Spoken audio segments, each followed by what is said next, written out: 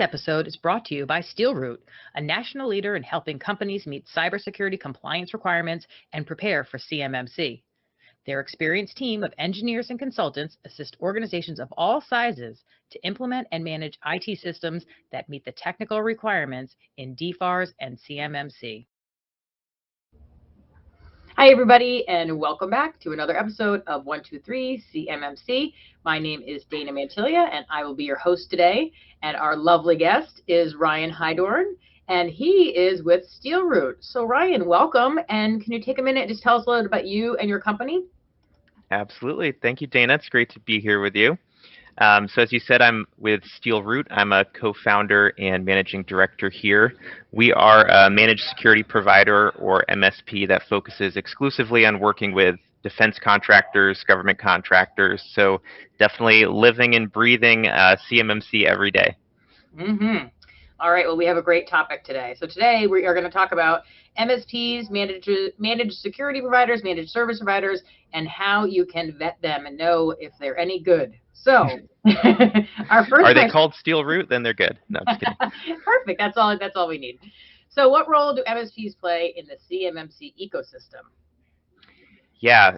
Well, I think many or maybe even most organizations that are preparing for CMMC right now are probably outsourcing some or maybe even all of their IT and cybersecurity needs to a service provider like an MSP.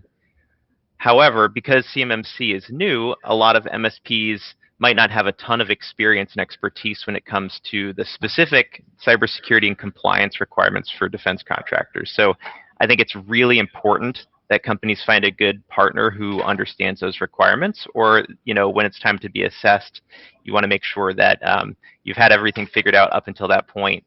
But in terms of the ecosystem, I think kind of compounding that issue of CMMC being new and both organizations and service providers needing to orient themselves to that, as we just kind of saw with the major Kaseya hack that happened recently, MSPs are a desirable target for attackers because those adversaries can hack into one company and perhaps gain privileged access to all an MSP's customers at once.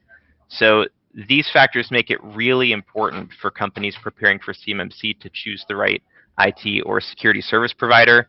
All that said, the success of CMMC in a large part will be contingent on MSPs being able to do a great job for their customers and helping some of these small and mid-sized businesses in the defense industrial base prepare. Mm-hmm. That's for sure. There's going to be a lot of reliancy on those people. So here's a question. So what do the MSPs need to do to get ready for this? Do they need to be certified, work with the defense contractors, or where's the bar there? Great question. So we don't have crystal clear guidance on this yet. I think the answer is no, but yes, or something like that. Today, the question of do MSPs need to be CMMC certified? Today, it comes down to a legal definition of what a covered contractor information system is in DFARS 7012. So what that is by definition is a system that is owned or operated by or for a contractor that, quote, processes, stores, or transmits CUI, or controlled unclassified information. So the thinking right now is as long as the MSP is not processing, storing, or transmitting CUI for their customer, if they just have access to their network, from a legal definition, I think they fall outside of that requirement. But if we take a step back and look at that role that MSPs are playing for defense contractors, as I said before, many of these small manufacturers and companies in the DIB don't have any internal IT resources at all, let alone skilled cybersecurity resources in many cases, and they're outsourcing these functions to an MSP. That MSP is likely to have administrative access to those client systems. So my opinion is that an MSP needs to implement at minimum the same security controls, capabilities, and processes that their customers are required to implement. It's one of those, like, please secure your own mask before helping others kind of thing. And I think if you just look around at the threat landscape today, it's pretty obvious that MSPs are really a critical leverage point for both attackers and adversaries. So all that said, I think MSPs definitely do need to level up their own security maturity and be prepared to meet a CMMC assessment themselves if they're going to be working with customers in the defense industrial base. Well, you know what's really good about that too is then the MSP will know what the experience is like to go through, and not only the IT stuff, which obviously you guys are masters at, but also there's a lot of human element things that need to be implemented with some of the non-technical people within your organization. And that's going to be good because then when you're talking to somebody and they're like, well, we don't know how to put this in place. And you say, well, this is what we did. And like you said, putting your mask on first before helping others, you've gone through it. You know what position you're in. And I think it's just going to make it a lot easier when communicating with your clients. That's a very good point. Okay. All right. So our next question is, how can you tell if an MSP has the skills and experience to help with CMMC? Yeah, I think just what you just said, you nailed it. And if an MSP goes through that process, especially developing some of those process maturity requirements up to CMMC level 3, they'll be able to really empathize with their clients, right? So it's coming from that place of we kind of know your pain and can guide you through it is always a good thing. But I think today there's a lot of confusion and questionable messaging in the market right now because CMMC from a service provider perspective is a huge opportunity, right? There's all these organizations that need a lot of help. So like any market opportunity, there are a ton of companies that are trying to figure out where they can fit into that ecosystem. So in order to figure out if an MSP has the skills and experience with CMMC, there are a few things that I'd look for. As we were just talking about, is the MSP preparing right now to obtain a CMMC certification themselves? And that becomes really important if a company wants to be able to inherit some CMMC requirements from the service provider. So meaning the MSP is doing something for you. They are managing vulnerabilities or reviewing your audit logs, for example. SteelRoot, a national leader in helping companies in the defense industrial base with CMMC preparation and federal cybersecurity regulations. Big or small, SteelRoot is here to help design, build, and manage IT. The SteelRoot reference architecture is a secure, cloud-native operating environment built on zero trust principles. SteelRoot also provides managed cybersecurity, IT, and virtual ISSO services. Visit steelroot.us for more information. If you want to be able to inherit that process from them, again, we lack some guidance here, and hopefully that comes soon. But my take is that the MSP themselves would need to be certified. So definitely opening a question around how the MSP is positioning themselves there would be good. Mm-hmm. Go ahead. No, you go ahead. I was just going to say, so other things you could look for, does the MSP employ U.S. persons? That becomes really important if you have export control requirements. Certainly ask about their experience helping organizations with implementing NIST 800-171. What was their approach? How many customers have they worked with? And then the big one for me is asking the MSP about the systems that they're going to use to access and manage your environment. And will those systems be able to meet the DFARS and CMMC requirements? Those are excellent, excellent points. And, asking them about if they're going to get CMMC certified, just listening to their answer, right, is going to really be a little bit telling. And then also the same thing about the, if they've, who be help with NIST 800-171, have you have any experience with clients with this? And also probably asking, does anyone ever ask you for any, who else do you work with? Can I talk to somebody else or, some references? Definitely. Or something like that. But all that stuff that you just rattled off, that was so really good stuff. So if anybody's wondering, how do you know? Because you guys know all this stuff, but somebody who's maybe getting involved in this and they're like, I don't know, what does this guy do that's better than what this company does, kind of thing. So those are really good questions. Okay, so this is one that you just touched on and I'm really excited to talk about. So can a company outsource all of its CMMC requirements to an MSP? Yeah, so personally, I would, as a customer, run away from any company that's offering full service turnkey CMMC solutions, because CMMC is supposed to be a maturity model, right? So under assessment, you as an organization need to demonstrate the maturity of your cybersecurity program. under that assessment. So there are some elements I think that just can't be reasonably outsourced to a service provider. You as a company or organization have to have some real skin in the game. So, again, lacking crystal clear guidance on how this inheritance relationship can work, my gut tells me that no, an organization can't outsource everything. That said, I do think they can probably outsource a lot of it. So technical requirements for sure. So in terms of building and even managing the information systems that are required to be able to put in place these safeguarding protections for CUI, that's fully within the scope, I think, of what an MSP can do for you.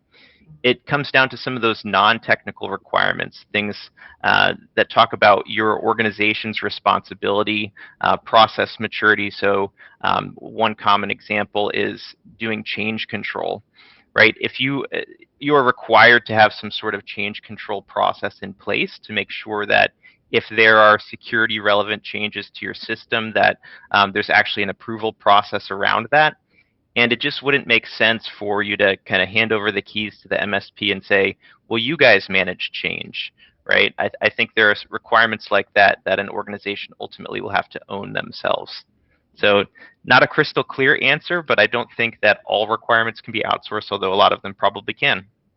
Well, I also think, too, there's the humans that we need to start dealing with, because everybody wants to either just check the box, dump this over back to the IT department, to the MSP, and say, okay, you deal with it. We don't want to be bothered with this. But this is a cultural change that the DoD and what we all really need to do within the organizations is start embracing cybersecurity on all different levels. And I know I always focus on the non-technical people. They're the ones that are causing most of the problems.